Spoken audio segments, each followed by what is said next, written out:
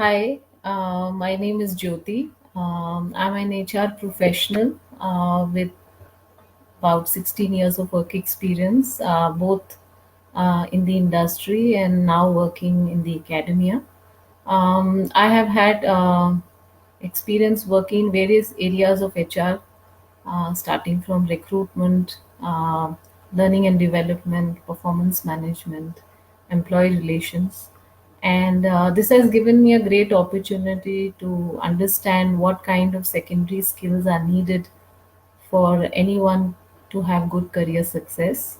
So, I'm very happy to facilitate today's chat on the topic secondary skills that are useful to further career. Uh, so, uh, uh, I would like to go ahead and break down my conversation into three parts. We will start the first one with uh, factors which are very non negotiable, which one needs to have for any kind of career success. The second one are factors which are needed for you to be considered seriously to progress in the career. And last of all, those core factors which are essential for you to move into a leadership role. So let's start with the first one, which are non negotiable. Um, the first among these is professionalism. So it's very difficult in today's times to find people who can take accountability, who are highly responsible, show integrity and ethical behavior. So I think this is completely non-negotiable. One needs to have high degree of professionalism to succeed and be considered for further success. The next one is about having the drive to lead and assume high responsibility. This is again very important because unless we have the drive to lead and assume higher responsibility, the senior leadership cannot have the faith in us that we are ready for the next level. So I think we have to show that kind of drive to assume higher responsibility. So these two are definitely non-negotiable for any kind of career success. Uh, this um,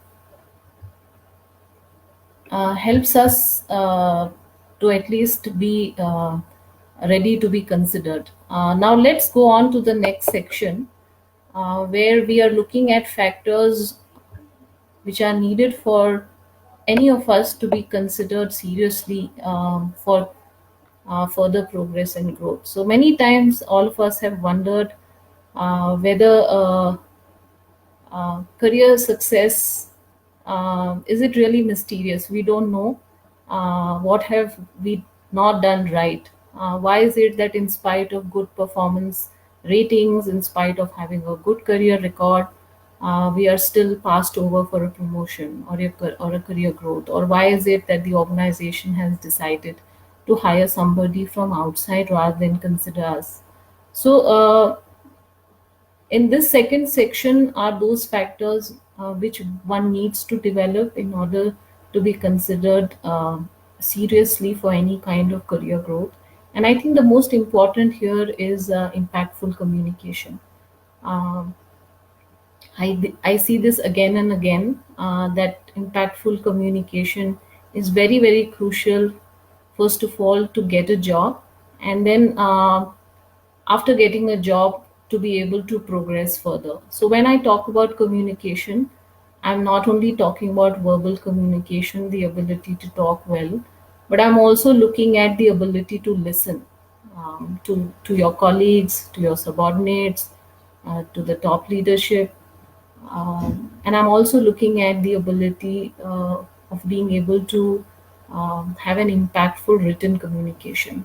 So it's not just verbal communication, it is also about being able to maintain the written communication. Uh, Once we've taken care of ensuring that we are good at communication, I think the next most important skill that organizations are looking for in anybody is the ability to problem solve.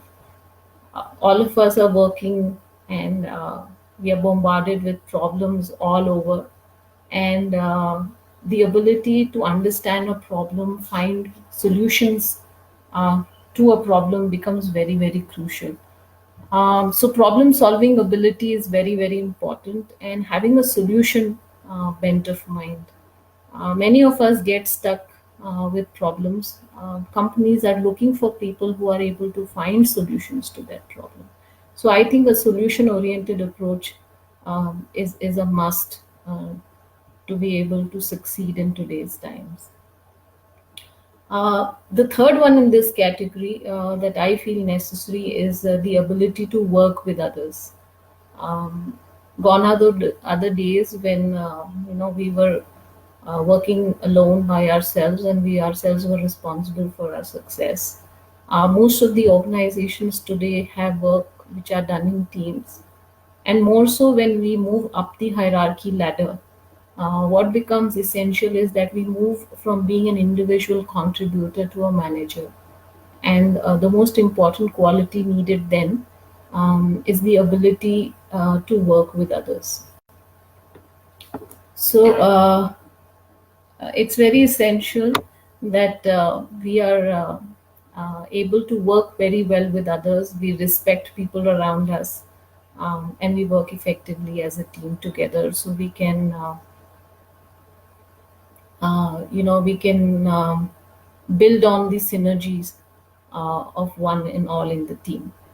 The last segment about these secondary factors is what I call the core factors. So non-negotiables are those which are absolutely necessary. The second round of deselection factors are those factors which, if you don't have, uh, will get you out of the zone. But core factors are the factors which will actually help you succeed and get promoted and have a fast career progression. So, what are those core factors?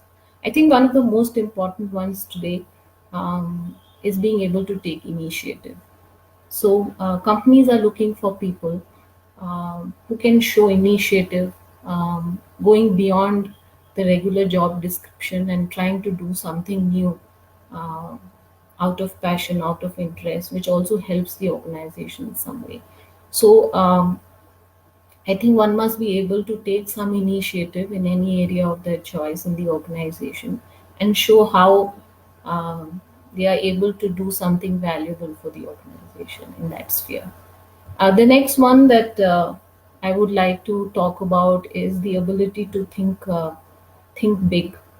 And when I say think big, if I can use the term think strategically, what I mean by that is the ability to look beyond uh, one's current role. So many times when we are working in our day to day jobs, we are unable to have a bird's eye view, you know, of the entire scenario. We're so caught up in our day to day work that we are not able to see things from a little higher level. So I think the ability to have a bird's eye view of any problem, any new initiative, any new product, any service, seeing how it will impact the stakeholders, what will be the impact of any decision on your department or on the organization overall. I think that's a great ability to have in today's times, and definitely a person who demonstrates that will be highly successful. The next one that I want to talk about, though it may sound very cliche, is change management. We are working in VUCA world today, where things are changing so fast that every year we need to update ourselves and keep changing and learning new things. So I think change is the constant, and the ability to manage change and change along with the times is definitely a must. I see lot of companies coming today who are looking at people who are willing to change, because you're working in a particular work, in a particular technology today, in a particular domain today. Given the scenario that we exist in, we don't know whether that technology or that job domain will even be there 10 years down the line, thanks to technology, automation, robotics. A lot of our work is being taken over by machines. So, any person who's able to demonstrate their ability to learn new things and change with the time is something that the companies will really appreciate. And that will go a long way in helping you to survive this VUCA times. Linked to this is the another ability, which is the ability uh, to influence others and deal with conflict. When you're talking about a VUCA world where there's so much pressure on the business to keep the costs low, you have customers who are very demanding. There's a lot of pressure, and that leads to a lot of conflict in the organization. So, how well a person is able to deal with conflict, how well he or she is able to persuade their colleagues, is another great skill to have. And uh, this gives uh, a sense of confidence among the top leadership, saying that if this person is promoted to the next level, he or she will definitely be able um, to manage there, because any manager has to manage conflicts. So this is again a very important uh, skill to possess. The last fifth skill that I want to talk about here in terms of the core skills is agility. So the ability to be flexible, the ability um, to learn new ways of working, to learn new things, to be able to accept and change with the time. So I think this is quite linked to change management. But today we are talking about agile organizations, and an organization cannot be agile if its employees are not agile. So ladies by nature, we are a lot flexible and adjusting, and I think that's something where which is our strength, and we should play by this strength even at our workplace. So, being flexible, being open to taking up new challenges, getting into new domains is something which will really help us to do well in the workplace. So, to sum up today's discussion, I would like to say that it's a rule of 2, 3, and 5. 2 points are very essential, non-negotiable factors which are important for career success. Are your ability to show integrity and professionalism, and the drive to assume higher responsibility. The next round are three factors, which are factors which will help you to remain in the zone, to be considered for career growth and promotion. The first one being impactful communication. The next one being your ability to problem solve and having a solution bent of mind. And the last one, the ability to work with others. And the last set of factors are the core factors, which are five core factors um, which will ensure that you have a wonderful, successful career ahead. Are the ability to take initiative, having a bird's eye view, and thinking strategically, ability to change, ability to manage conflict and persuade your colleagues, and last of all, agility. So, with these factors, rule of 2, 3, and 5, to make it more easy for us to remember. I'm sure that the next time when it's time for promotions and appraisals, you will not wonder why is it that I was not considered, or what is the mystery or the mantra to move ahead. I'm sure these secondary skills will definitely help you to rise to greater heights.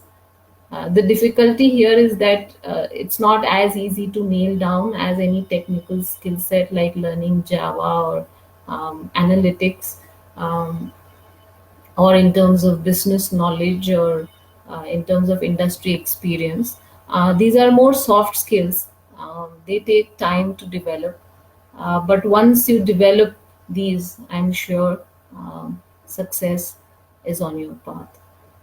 So with that, I think I come to the end of my session, and I would be happy to take any questions if there are any questions for me. I would be happy to take some questions and make it more interactive. So I have a question from Divya. She says, in most cases, women do not explore the possibility of secondary skills as they are preoccupied only on their primary skills. What's your advice for them?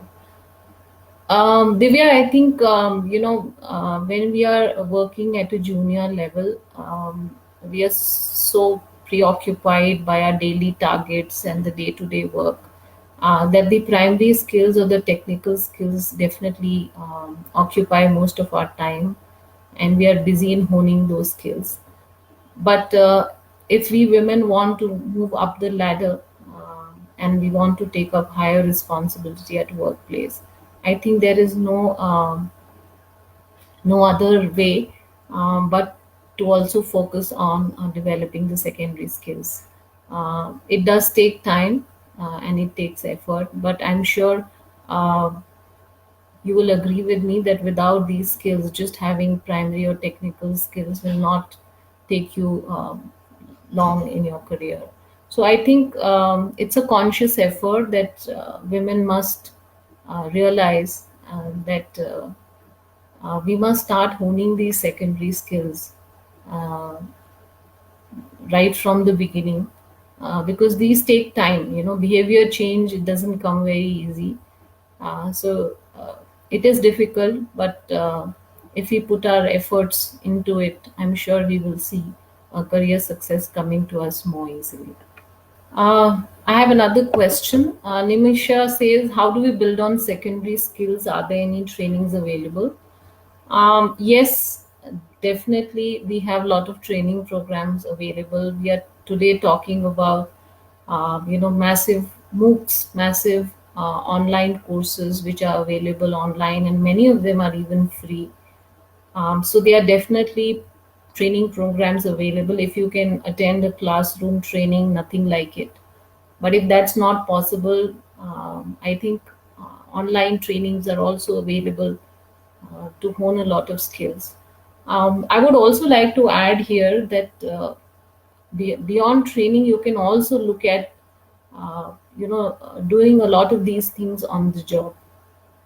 They really don't require too much of training. For example, if I look at the drive to assume higher responsibility, right? Um, there is only as much anybody can teach me how to be driven at workplace, but I think a lot of it requires a change of behavior from my side internally. So how do I motivate myself? Where do I find the passion?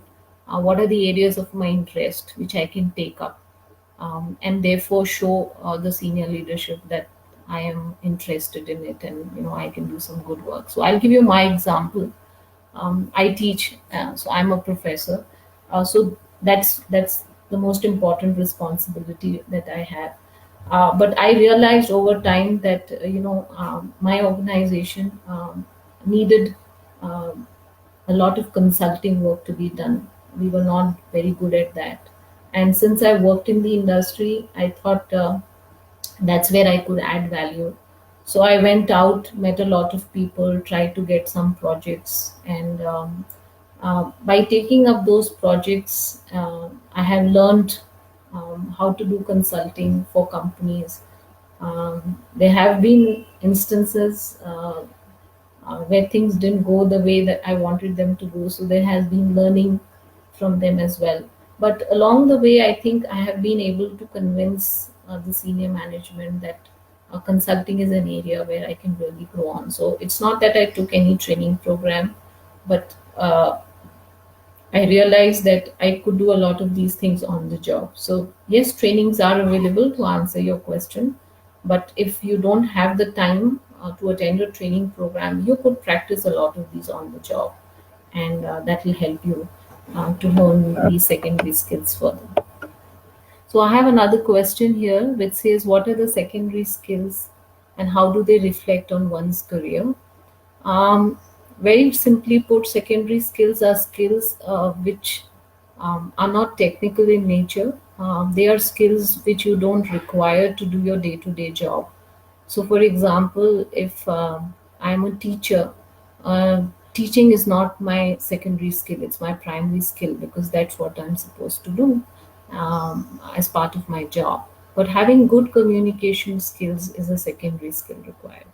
Or if you are probably into coding, you are an online, you are an IT professional into coding, then knowing that language, coding language is your primary technical skill, but your ability to empathize with the customer, understand his or her problems, these are examples of secondary skills. So, secondary skills are those skills which you don't directly use all the time to deliver your work, but they are definitely skills which are required for you to have a great career success.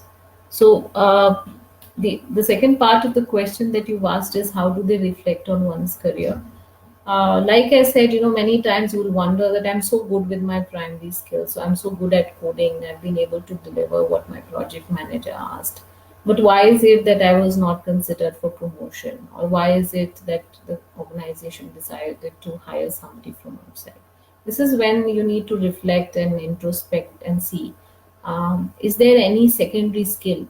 I may have the primary skill, but these secondary skills are very, very essential for us to have a successful career. So, is it that some secondary skills are not there, or probably they are not there to the level that's needed for one to move ahead in the ladder, and probably that could be an indication for you to focus a little more on honing these secondary skills. So, I have another question which says, is it possible to master secondary skills and make it the primary skill? And She says, I'm asking this on behalf of many women who are looking to restart their careers after a break. And there's a high possibility that the technology that was the primary skill may have become obsolete. Absolutely. I think Divya has asked this question. It's a very, very valid question, especially for women who want to restart.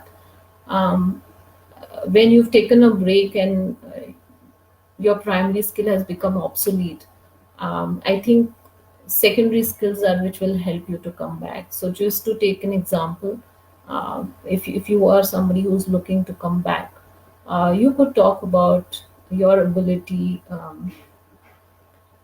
to be highly agile, your ability to change along with the times, and learn new technologies. So, if you are able to convince your future organization that even though technology wise you may not be up to date, but if you have these great skills of being agile, of being able to think strategically, of being able to change, you have great communication skills, I think that can definitely help you restart your career once again. I can share my own example. I was an HR professional working in the industry, and then I had to take a career break. And when I came back, I moved into a totally new line of teaching. I had never taught before, so there was no technical skill as such. But I think I was able to talk about my secondary skills as having good communication skills, my ability to strike conversations with students, my ability to empathize, understand their problems, uh, which probably convinced the employer, saying that even though I have never taught before, I could get into this line and be successful. And I think looking back in the last 6 to 7 years that I've been working and facilitating courses for students, I think some of these skills have gone a long way in making me a good teacher, more than my technical skills. So definitely, secondary skills can also help you come back, and they can help you grab a new opportunity to start once again. The next question that I have talks about, in a world like today, would you say it's more advisable to have an alternative career to fall back upon? If yes, then how do I identify that for myself and prepare for it? Um, so, I won't say having an alternate career, but yeah, I think one needs to be passionate about a lot of things, and try and do uh, th- you know quite a few things, uh, not only as a way to fall back upon as a career, but you never know, from where opportunities may come your way.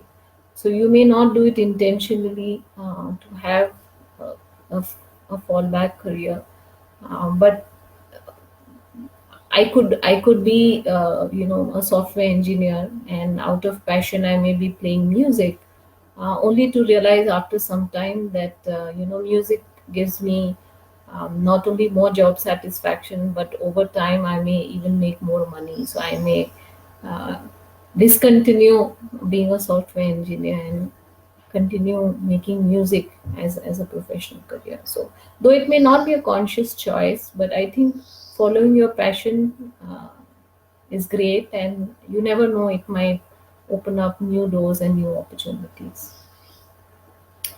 Um, to answer the second question, you said, how do I identify that for myself and prepare for it? Uh, I would say, it requires some amount of introspection, and seeing what works for you and what doesn't work for you. So there was a time when I was working from home for a US company, and that was because I had worked in the US and had come back to India, and they wanted me to work with them after coming here. But working with them for 8 9 months, I realized that I'm a person who likes to go out to office, meet new people, and this work from home uh, option was really not something that I was really enjoying. So that's when I decided to think, okay, what else can I do? And I just happened to speak to a few people, and I just dabbled my hands in one or two training programs and realized that's something that I really like to do, and got into training. So I think uh, you need to introspect, you need to find out for yourself what is it that you really like to do, and automatically, if you talk to a few people in that area, it will give you some ideas, some thoughts on what you can do in that space. So I have always believed in following your passion. Once you know what you're really passionate about, you will somehow get a path ahead. So I think listen to your inner voice, and find out the things that you really like to do. Uh, I have another question which says, do our skills need constant refreshing? Um, yes, skills, if not used continuously, uh, don't remain as sharp as they are. So we need this refreshing. Refreshing could be in terms of training programs that we attend. It could be in terms of new job responsibilities that we take at work that can help us hone our skills. It could be even some things which could be not at your work, but going out and volunteering. Opportunities for volunteering could also bring out leadership traits in you, or bring out that initiative in you. So yes, we need to hone our skills, uh, look for opportunities to train yourself or try new things at workplace, and even things beyond workplace can help you hone your skills.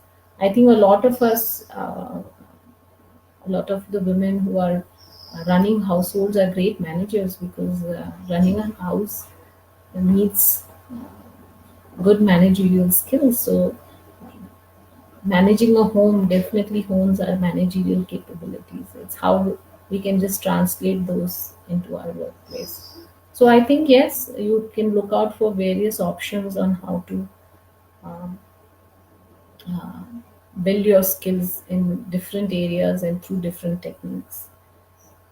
The next question that I have is, how important is it to have secondary skills, and what skills come under secondary skills on professional terms? So, like I said, it is definitely very, very necessary to hone our secondary skills. They are skills which are needed once you move from being an individual contributor, um, moving up the ladder. So these are things which are required for you, not in your day-to-day work, but for you to be successful. So, for example, if I'm a salesperson, my core job is selling, right? Uh, I may be good at that, and I may be able to get great sales, but what will help me to move to the next level is probably the ability to think big or think strategically, have a bird's eye view on what are the product lines that we have as an organization, which are the new markets that we can target. So, technical skills or primary skills are definitely needed for us to succeed at a lower level. But if we want to move up the ladder, I think having these secondary skills, in fact, as we talk about, as one progresses in their career and you move up to a C suite, like becoming a CEO or a chief marketing officer or a CHRO, your technical skills are needed less, but what is needed more are secondary skills, things like good communication, leadership qualities, ability to take initiative, ability to problem solve. So I think though we start in our careers with good technical skills and that's what gets us our first job, um, it's the secondary skills which will decide how far we go in our career. So to that extent, definitely secondary skills are very, very important. And I would encourage all of you to take every opportunity to develop them. Um,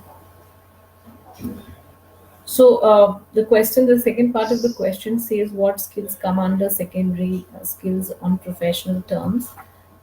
So technically, we call secondary skills as soft skills. That's a common terminology that we use.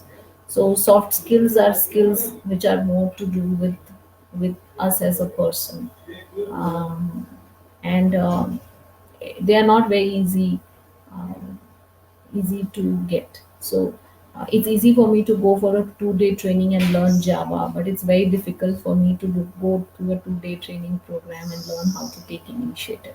So these are more behavioral skills. They are more to do with the kind of person I am, the way I behave, the way I work with others. And so it takes more time to develop these. Um, and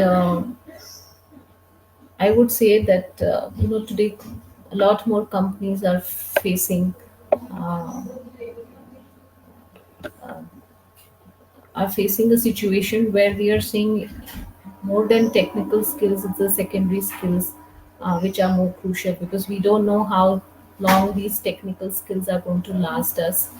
But if we hire a person with good secondary skills, we can always train them on the technical skills as and when they change. So there was a time when .NET was the in thing. Um, uh, there was a time when Java was there.